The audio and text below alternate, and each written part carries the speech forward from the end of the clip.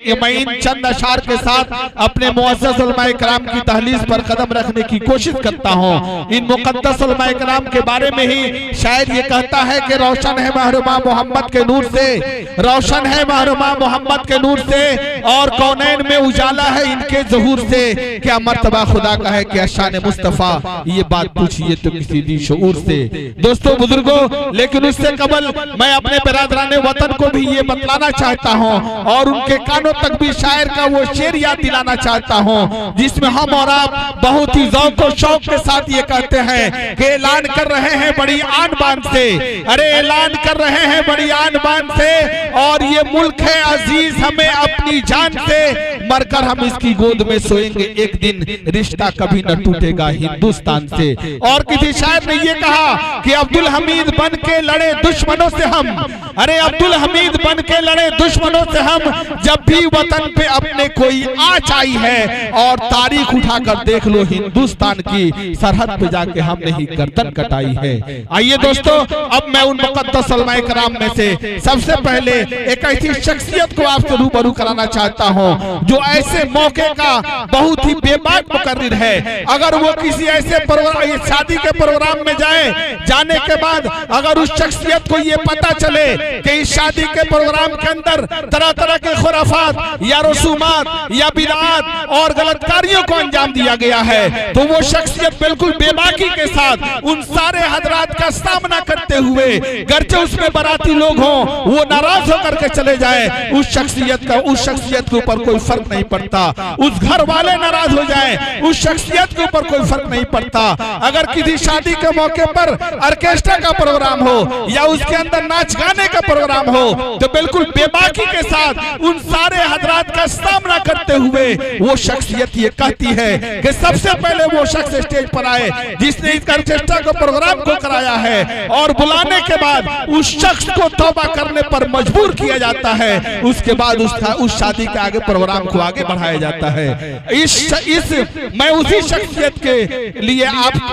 شخصیت کی دہلیز پر قدم رکھنے کی کوشش کرتا ہوں، اور بہت ہی ادب و احترام کے ساتھ جناب حضرت مولانا مسعود عالم صاحب تاسمی دامت برکاتہم سے مؤدبانہ گزارش کرتا ہوں کہ کچھ ایسی بے خودی ہے تیرے انتظار میں، اور تصویر بن چکا ہوں تیرے انتظار میں، آہٹ پہ کان در پہ نظر دل میں اشتیاق، آنکھوں کے اشک سوکھ گئے انتظار میں۔ الحمدللہ وحدہ والصلاة والسلام على من لا نبی بعدہ، اما بعد، قال اللہ تبارک وتعالی فی القرآن المجید والفرقان الحمید، اعوذ باللہ من الشیطان الرجیم، بسم اللہ الرحمن الرحیم، لقد خلقنا الانسان فی احسن تقویم، صدق اللہ العظیم وہو اصدق القائلین۔ اسٹیج پہ رونق افروز معزز موقر علماء کرام، وہ سامنے تشریف فرما قابل احترام سامعین کرام، وہ پردہ نشین خواتین، میری مائیں اور بہنیں، خالق کائنات نے اس کائنات کے اندر بے شمار مخلوقات پیدا کیے ہیں، لیکن تمام مخلوقات میں اللہ رب العزت نے سب سے بہتر مخلوق ہم انسانوں کو بنایا ہے، اور اس چیز کو قرآن مقدس میں کئی قسمیں کھا کر کے بیان کیا ہے۔ اللہ رب العزت ہمارا اور آپ کا خدا ایشور قرآن میں فرماتا ہے وَالتِّينِ والزیتون وطور سینین وهذا البلد الامین لقد خلقنا الانسان فی احسن تقویم. کہ اللہ فرماتا ہے قسم ہے انجیر کی، قسم ہے زیتون کی، قسم ہے طور سینا کی، اور قسم ہے اس سرزمین یعنی مکہ المکرمہ کی. یہ چار قسمیں کھاتا ہے. کون کھا رہا ہے؟ کوئی انسان کھا رہا ہے، کوئی نبی کھا رہا ہے،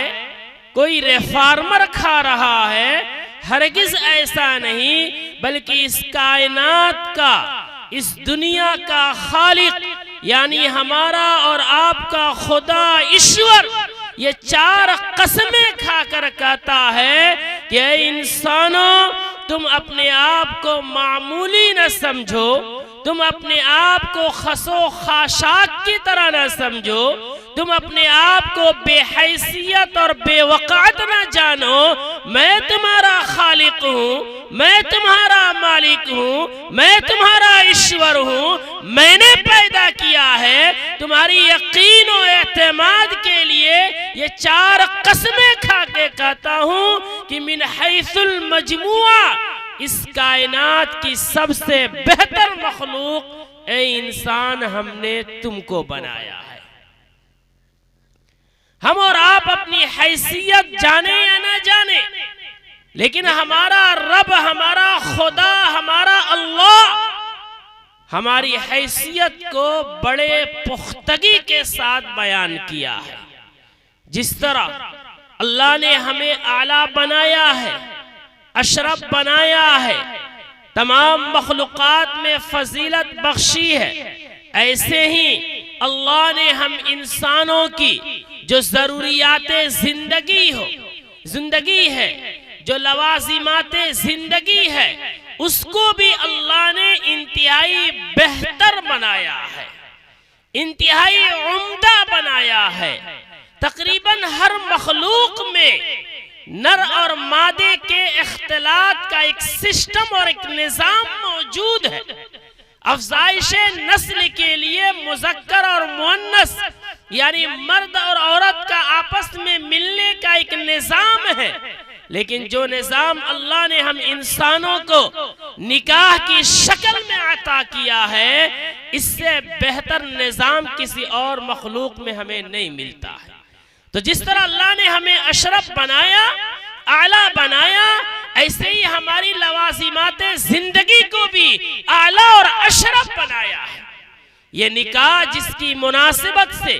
یہ پروگرام منعقد ہے، علماء تشریف فرما ہے، ہمارے مہمانان کرام ہندو مسلمان بھائی یہاں آئے ہیں. آپ کو معلوم ہونا چاہیے کہ یہ نکاح رب کی طرف سے ایک تحفہ ہے، ایک انعام ہے، ایک نعمت ہے. اور یہ وہ نعمت ہے کہ ایک روایت میں موجود ہے کہ 4 چیزیں انبیاء کی سنت ہے، ان 4 چیزوں میں سے اس نکاح کو بھی بیان کیا گیا ہے.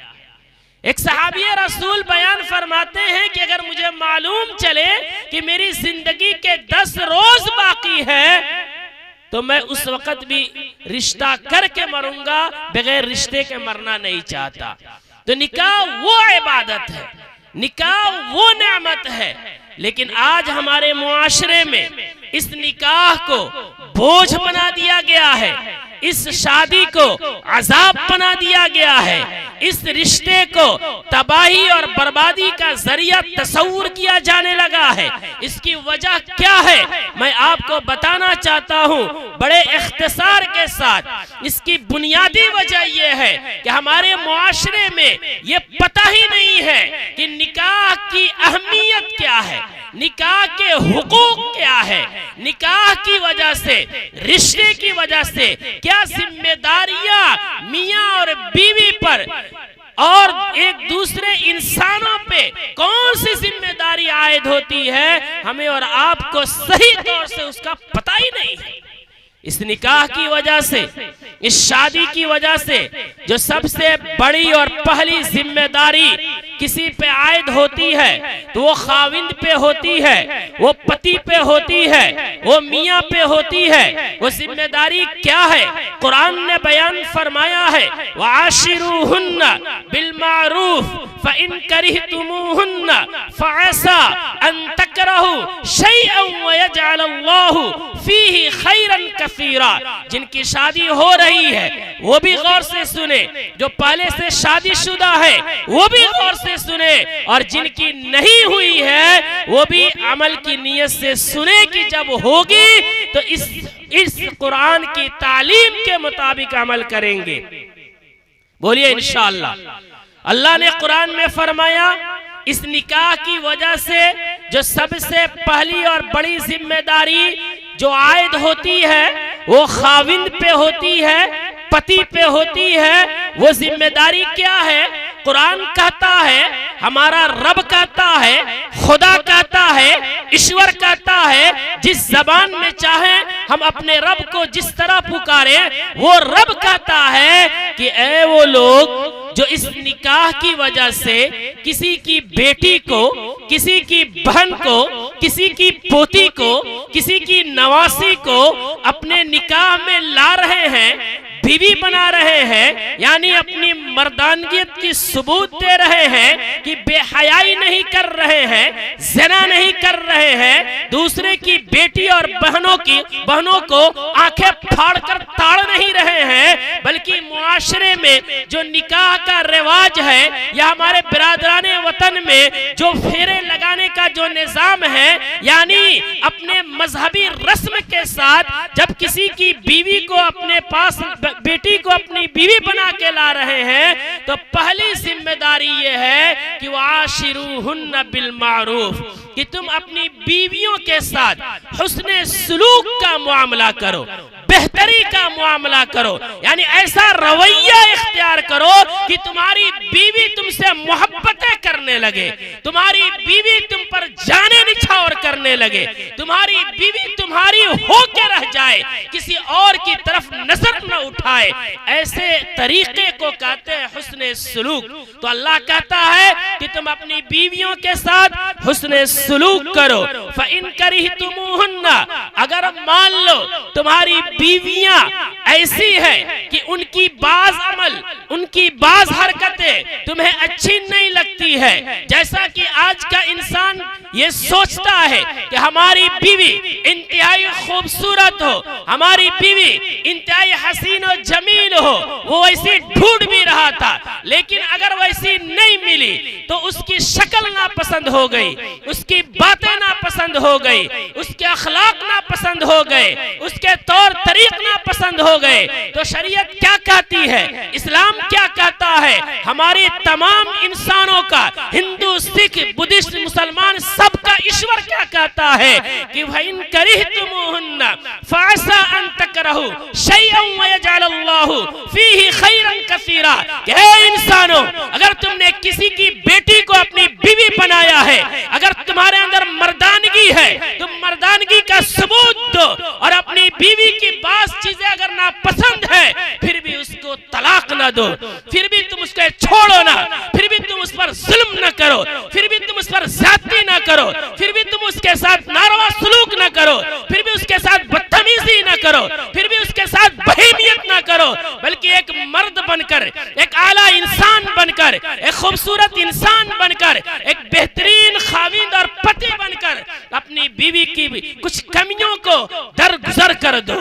معاف کر دو، اسے درگزر کر دو۔ اس کا بدلہ کیا ملے گا؟ اللہ کہتا ہے کہ اس صبر کا بدلہ یہ ملے گا کہ اللہ تمہارے لیے دنیا میں بھی خیر پیدا کرے گا، آخرت میں بھی خیر پیدا کرے گا۔ آج ہمارے معاشرے میں بیویوں پہ انتہائی ظلم ہو رہا ہے، بربریت ہو رہی ہے۔ جو بیوی اپنے ماں باپ کی ممتا کو چھوڑ کر آتی ہے، اپنے بھائی کی محبتوں کو چھوڑ کر آتی ہے، اپنے داداؤں کی شفقتوں کو چھوڑ کر آتی ہے، پوری فیملی کی محبت کو چھوڑ کر کے ایک اجنبی شخص کے گود میں آ جاتی ہے، اس کی خادمہ بن کے پوری پوری زندگی خدمت کرتی ہے، نوکرانی بن کے اس کے گھر کی صفائی کرتی ہے، دایا بن کے اس کے بچوں کا پیشاب پیخانہ صاف کرتی ہے، یہ تمام قربانیاں دیتی ہے، اپنے خاوند کی مرضی اور منشا کے مطابق قسم قسم کے غذائیں تیار کرتی ہے، لیکن یہ معاشرہ ایسا ظالم بن گیا ہے، یہ معاشرہ ایسا دیوس بن گیا ہے، یہ معاشرہ ایسا کمینہ بن گیا ہے کہ جن بیویوں کی محبتوں کی قدر کرنی چاہیے تھی، جن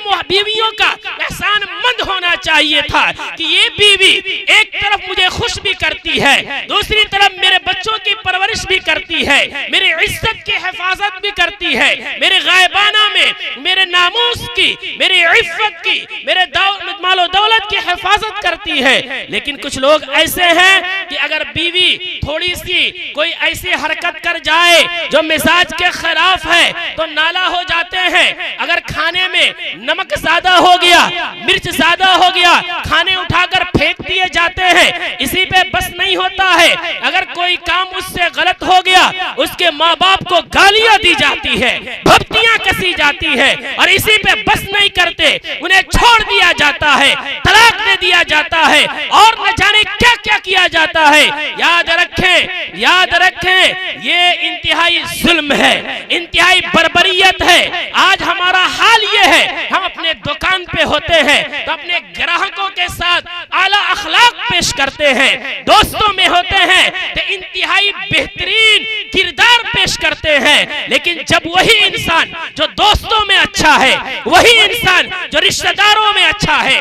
وہی انسان جو دکان میں اچھا ہے، وہی انسان جو کھیل کے میدانوں میں اعلیٰ اخلاق کا حامل ہے، لیکن جب وہ انسان تنہائی میں اپنے گھر میں اس بیوی کے پاس آتا ہے جو صبح سے شام تک راستہ تکتی ہے کہ کب میرا خاوند آئے گا، کب میرا سر کا تاج آئے گا، کب میرا فخر آئے گا، کب میرا شان آئے گا، کب میری عفت کا محافظ آئے گا، جب یہ مرد، جب یہ نوجوان جو باہر انتہائی اعلیٰ بنتا ہے، جب گھر میں آتا ہے تو بیوی سے ایک میٹھے بول نہیں بولتا ہے، دوسری لڑکیوں سے فون پہ نہ جانے کیسے کیسے محبت کے الفاظ بولے جاتے ہیں، لیکن زبان گنگ ہو جاتی ہے، اس کے زبان میں گندگی بھر جاتی ہے۔ جب وہ محبت اپنی بیوی کے ساتھ کرنے کی بات آتی ہے تو ایک محبت بھرا لہجہ اور محبت بھرا لفظ بھی نہیں بول سکتا، جو دوسرے لڑکی اور دوسروں کے ساتھ نہ جانے سینکڑوں بار کن کن الفاظ میں محبت کا اظہار کرتا ہے۔ یاد رکھے ہمارے دوستوں سے زیادہ، ہمارے رشتہ داروں سے زیادہ، ہمارے گراہکوں سے زیادہ، یعنی دنیا کے تمام انسانوں سے زیادہ، سب سے زیادہ حقدار ہماری گھر کی بیویاں ہیں کہ ان کے ساتھ اعلیٰ اخلاق سے پیش آیا جائے، ان کے ساتھ محبتیں کی جائے۔ اپنی بیویوں کو نوکرانی نہ سمجھو، اپنی بیویوں کا اپنا ایک ہمسفر سمجھو، اپنی بیویوں کا اپنا ایک دوست سمجھو، اپنی بیویوں کو اپنے آپ کو گناہوں سے بچانے کا اللہ کے طرف سے عطا کردہ ایک گفٹ تصور کرو۔ اس لیے میرے دوستو، پہلا حق یہ ہے شوہر پہ، خاوند پہ، کہ اپنی بیوی کی کمی کوتاہیوں کو درگزر کرے، معاف کرے اور ٹوٹ کر محبت کرے، ان کے خرچے دے، ان کی ضرورتیں پوری کرے، ان کے تمام تقاضوں کو پوری کرے۔ دوسرے جگہ ہزاروں پیسے نچھاور کرتے ہیں، لیکن بعض لوگ اپنی بیویوں کو اچھے کپڑے نہیں دے سکتے، اچھے غذائیں نہیں دے سکتے۔ یاد رکھیں، اگر ہم دوسری جگہ جتنا اچھا اخلاق پیش کر لے، لیکن ہمارے گھر کی بیوی ہم سے بہتر خوش نہیں ہے، اللہ کے نبی کا حدیث تو سن لے، فرمان تو سن لے، اس سے محسن کائنات کی بات تو سن لے کہ پروردگار کے بعد، ایشور کے بعد محمد الرسول اللہ صلی اللہ علیہ وسلم سے بڑی کوئی شخصیت نہیں ہے، اس سے عظیم کوئی ہستی نہیں ہے، اور آپ صلی اللہ علیہ وسلم کے مقام کو میں مسلمان ہو کے بیان کروں تو کیا کروں؟ ہمارا ہندو بھائی بھی تسلیم کرتا ہے، بدیش بھی تسلیم کرتا ہے، آل ورلڈ، پوری دنیا کی انسانیت نے اس بات کو تسلیم کیا ہے کہ محمد الرسول اللہ سے بہتر آج تک اس روئے زمین پہ کوئی انسان نہیں آیا۔ وہ نبی کہتا ہے، کیا کہتا ہے؟ اکمل المؤمنین ایمانا احسنہم خلقا۔ اے مسلمانوں، تم میں سب سے بہترین انسان وہ ہے جس کے اخلاق اچھے ہیں۔ اخلاق اچھے ہونے کا مطلب کیا ہے، یعنی انسان ایسا ہے جس سے اس کا بھائی بھی خوش ہے، اس کے والدین بھی خوش ہے، اس کے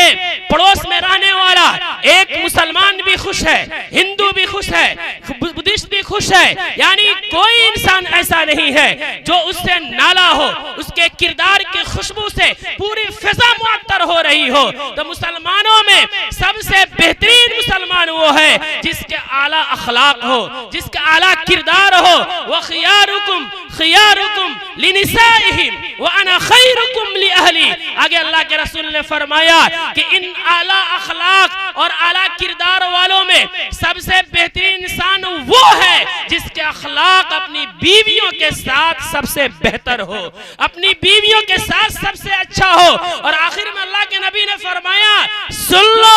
دنیا کے تمام انسانوں، وَأَنَا خَيْرُكُمْ لِأَهْلِي، میں تم انسانوں میں سب سے بہترین معاملہ اپنی بیوی کے ساتھ کرنے والا ہوں، یعنی مجھ سے بہتر معاملہ اپنی بیوی کے ساتھ کوئی اور نہیں کر سکتا ہے۔ یہ بالکل پیغام ہے ہمارے اور آپ کے لیے، دنیا کے تمام انسانوں کے لیے، کہ سب سے بہترین انسان وہ ہے جو اپنی بیوی کے ساتھ حسن سلوک کرتا ہے، جو اپنی بیوی کو دوست بنا کے رہتا ہے، اپنی بیوی کی کمی کوتاہی کو معاف کرتا ہے، جھگڑے ہو جائیں تو گلے مل کے درگزر کر لیتا ہے، لیکن رشتوں کو توڑتا نہیں ہے، ظلم و بربریت کو کرتا نہیں ہے۔ یہ پہلا حق ہے کس پر؟ جس کی شادی ہو رہی ہے، یعنی خاوند پہ، مرد پہ۔ دوسرا حق کس پر ہے؟ بیوی پہ ہے۔ کیا حق ہے؟ اللہ کے نبی نے فرمایا کہ اگر اللہ کے علاوہ کسی کو سجدہ کرنے کا حکم دینا ہوتا یا سجدہ کرنا جائز ہوتا تو میں بیویوں کو حکم دیتا کہ وہ اپنے شوہروں کو سجدہ کرے۔ اس سے آپ اندازہ لگائیں، بالخصوص میری مائیں اور بہنیں جو اپنے خاوندوں کو نہ جانے کیا کیا کہہ ڈالتی ہے۔ ایک خاوند جو پوری زندگی اپنی بیوی کی جذبات کی تکمیل کے لیے اپنے آپ کے کس قربانی کے مراحل سے گزرتا ہے، لیکن بیویاں تھوڑی سی ان کے ساتھ کچھ غلط ہو جائے یا ان کے تقاضے پورے نہ ہو جائیں تو یہ کہتے نظر آتی ہے کہ پوری زندگی اس انسان سے کبھی سکون نہیں ملا۔ یاد رکھے یہ وہ جملہ ہے جو آپ کو ہلاک کر سکتا ہے۔ اللہ کے نبی نے فرمایا کہ وہ عورت جس کا انتقال ہو رہا ہے، اس حال میں انتقال ہو رہا ہے کہ اس کا شوہر اس سے خوش ہے، اس کا پتی اس سے خوش ہے، اس کا خاوند اس سے خوش ہے، وہ عورت جنت میں داخل ہوگی۔ اس لیے دوسرا حق میری مائیں اور بہنوں کا ہے، عورتوں کا ہے، جو اپنے شوہروں سے بے پناہ محبت کرے، امانت داری کا ثبوت دے، بد امانتی نہ کرے،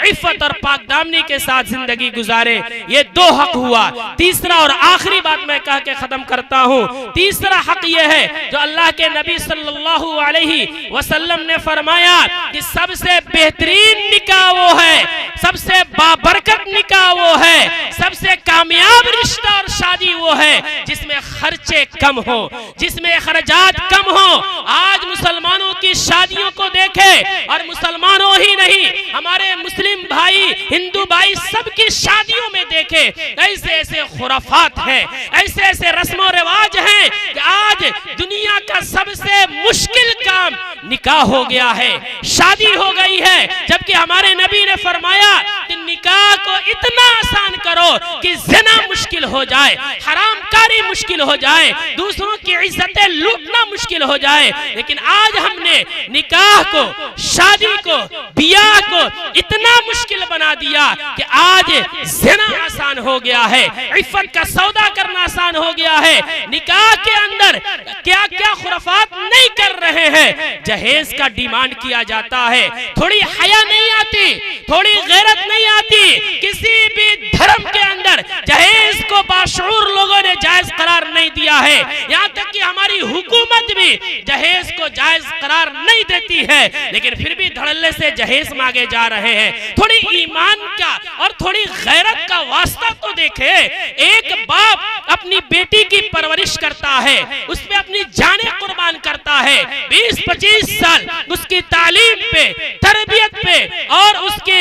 عزت آبرو کی حفاظت میں لاکھوں روپیہ خرچ کرتا ہے، اور جب ہم اس بیٹی سے رشتہ کرنے جاتے ہیں تو جہیز کا ڈیمانڈ کرتے ہیں. یاد رکھیں جہیز میں مال کا مانگنا یہ حرام ہے. ایک سوئی بھی اگر ہم جہیز میں لیتے ہیں اور پوری زندگی رو رو کے اللہ سے توبہ کرتے ہیں پھر بھی رب اس گناہ کو معاف نہیں کرتا ہے. تو جہیز کے ذریعے سے نکاح کو مشکل بنا دیا, ناچ گانا کے ذریعے مشکل بنا دیا. بتائیے نکاح کو اللہ نے بنایا ہی اس لیے ہے تاکہ حیا عام ہو, عفت داری عام ہو, بے حیائی ختم ہو, زنا ختم ہو اور جو ہے فحاشی اور عریانیت ختم ہو. لیکن اس نکاح کو کرنے کے وقت ہم دوسروں کی بیٹیوں کو نچاتے ہیں, بہنوں کو نچاتے ہیں, ان کے جسموں سے لباس کو عریاں کرتے ہیں. ہم ایک نکاح کرنے جا رہے ہیں اور سینکڑوں کو ایسے مسموم گانے سناتے ہیں, بے حیا عورتوں کو دکھا کر جذبات کو بھڑکاتے ہیں. یاد رکھیں یہ نکاح نہیں ہے, یہ نکاح کا مذاق ہے. اور یہ پیسے جو ان ناچ گانوں پہ بہائے جاتے ہیں ان پیسوں پہ آگ لگایا جاتا ہے. اس لیے نکاح کو آسان بنائیے, شادی کو آسان بنائیے, جہیز کو ختم کر کے, ناچ گانا کو ختم کر کے. اور ابھی اس نکاح کے اندر پٹاخے بج رہے تھے, میں پوچھنا چاہتا ہوں, مجھے معاف کیجئے گا, جتنے روپے کے پٹاخے آئے ہوں گے تھوڑے سے آپ نے پٹاخے بجائے ہیں, اس سے آپ کو ملا کیا ہے؟ کون سی لذت مل گئی ہے؟ کون سا لطف مل گیا ہے؟ آپ نے اس پیسے میں آگ نہیں لگایا تو اور کیا کیا؟ اگر آپ نے 5000 روپے کا بھی پٹاخہ بجایا, اگر وہ 5000 بچا کر کے اپنے پڑوس کے کسی غریب کو دے دیتے, کسی یتیم کو دے دیتے, کوئی آدمی جو بھوکا مر رہا ہے اس کے پیٹ میں لقمہ ڈال دیتے, کوئی ہندو مسلمان بھائی اگر دوا کے لیے تڑپ رہا ہے, اگر اس 5000 روپے جس میں پٹاخے میں ہم نے خرچ کر دیا اگر وہ پیسے اس کے علاج میں خرچ کر دیتے تو کتنی دعائیں ملتی, کتنی نیکیاں ملتی. بتائیے ملتی کہ نہیں ملتی؟ اس لیے میرے دوستوں اور بزرگوں میں آپ سے گزارش کرتا ہوں کہ خدا کے واسطے میں نے نکاح کے 3 حقوق بتائے ہیں. پہلا حق شوہر کے اوپر ہے, خاوند پر ہے, دوسرا حق بیوی پر ہے, اور تیسرا حق یہ ہے کہ نکاح کو آسان بنایا جائے جس میں نہ ناچ گانا ہو, جس میں نہ جہیز ہو اور بارات کا بھی رواج کم سے کم ہو. ایسے نکاح کیجئے, ہمارا ہندو بھائی بھی ایسی شادیاں کرے اور ان پیسوں کو بچا کر کے انسانیت پہ خرچ کرے, معاشرے کی اصلاح پہ خرچ کرے, غریبوں کی مدد پہ خرچ کرے, تو ہمارا معاشرہ ایک بہترین معاشرہ بنے گا. ہماری سوسائٹی ایک بہترین سوسائٹی بنے گی جہاں امن ہوگا, شانتی ہوگی, پیار اور محبت ہوگا, جہاں نفرتیں ختم ہوگی, دوستیاں عام ہوگی, بھائی چارہ عام ہوگا اور ہر ایک دوسرے کا دست و بازو بن کے زندگی گزارے گا. اللہ ہمیں اور آپ کو کہنے سننے سے زیادہ عمل کی توفیق عطا فرمائے. وآخر دعوانا الحمدللہ رب العالمین.